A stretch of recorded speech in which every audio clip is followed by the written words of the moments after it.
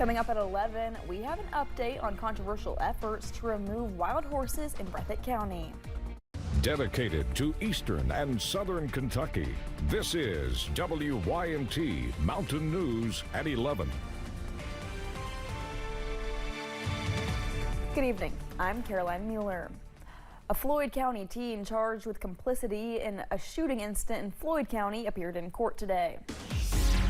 Police say 19-year-old Weston Harris turned himself in last week after an investigation into an incident where two people were shot at cars on US 23 near the Bull Creek Trade Center. Harris was arrested and appeared in court today for his arraignment, where he entered a not guilty plea before his attorney asked for a bond reduction and waived the upcoming preliminary hearing, sending the case directly before a grand jury. County Attorney Keith Bartley says his office is opposed to lowering the bond, saying the current charges of complicity and wanton endangerment and criminal mischief are serious offenses. He expects more charges will be brought forward. Weston Harris here today charged with complicity or aiding in these multiple shootings. But as I said, since those charges were done, the police department have gathered information that leads us to believe that Mr. Harris engaged in the shootings just the same as the juvenile. Harris is currently being held at the Floyd County Detention Center on a $100,000 cash bond. Judge Tyler Green is allowing the prosecutors to respond to the bond motion before making a ruling. Also in Floyd County, a man is facing charges after authorities say he threatened to kill a postal worker and deputies. The sheriff's office says Jonathan Howe made the threats both in person and on social media. Deputies say it started Friday when Howe's vehicle was blocking spaces at the Oxshore Post Office. He's accused of becoming irate and making violent threats against the worker. When he does come, he's irate, cussing and threatening to burn the postal worker's house down, making threats to do other things. So that quickly got out of hand. Howe was arrested Saturday and is charged with 2 counts of terroristic threatening and resisting arrest. A person is dead after a bus crash this afternoon. The sheriff's office says a Garrett County school bus crashed on Kentucky 1295 near Hurt Lane around 1 this afternoon.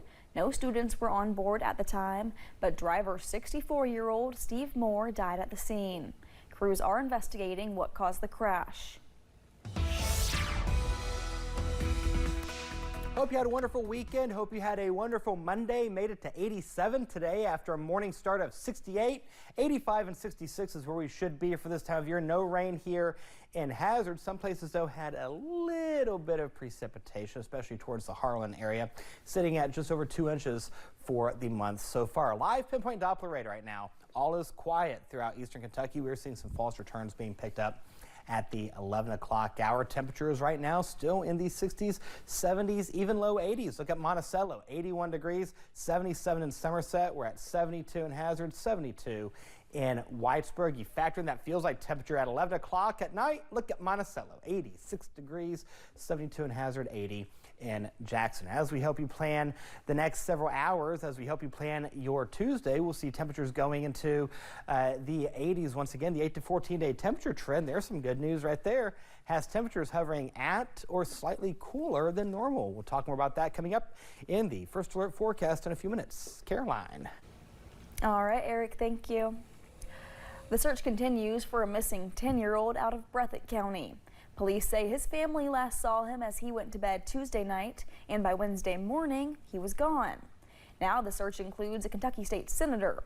Amber Philpott sat down with Senator Brandon Smith about the ongoing efforts to bring this little boy home.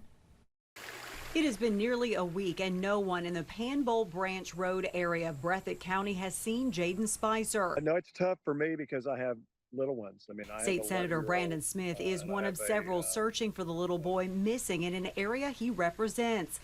Jaden. Senator Smith sharing new videos with us of some of the places he spent Sunday searching for the little boy, looking through rundown and abandoned homes. When you call into a house and you're calling this little boy's name, Jaden, and you're looking and you're not sure what you're going to find.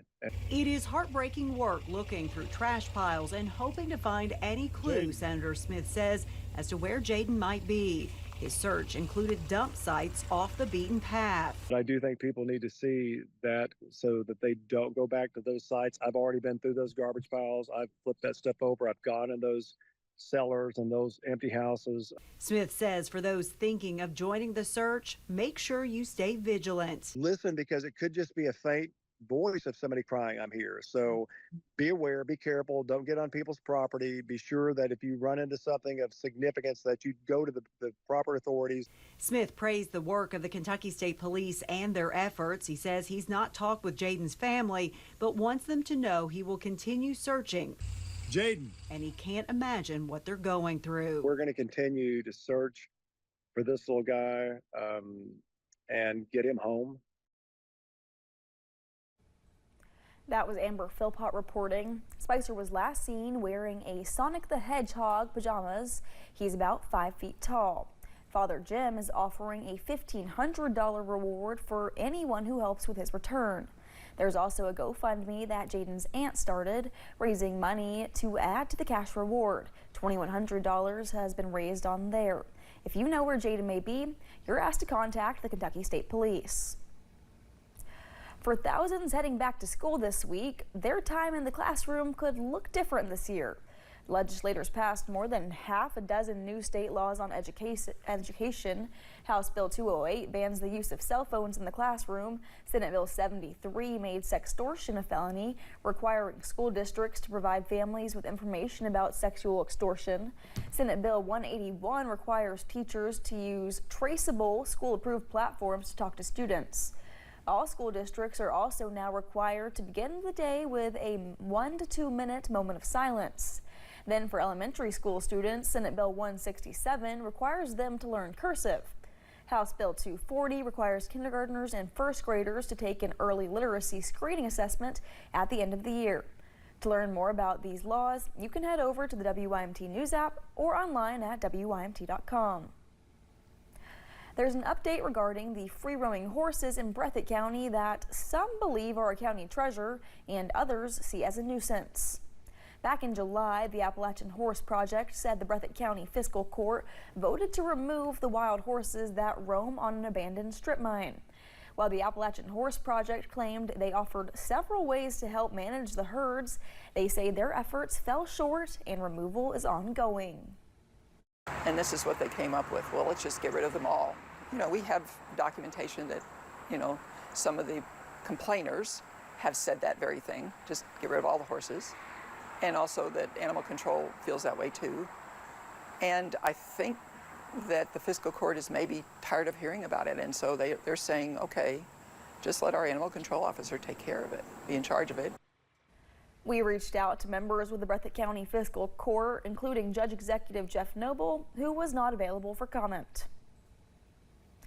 Several leaders will come together tomorrow to celebrate a significant infrastructure milestone.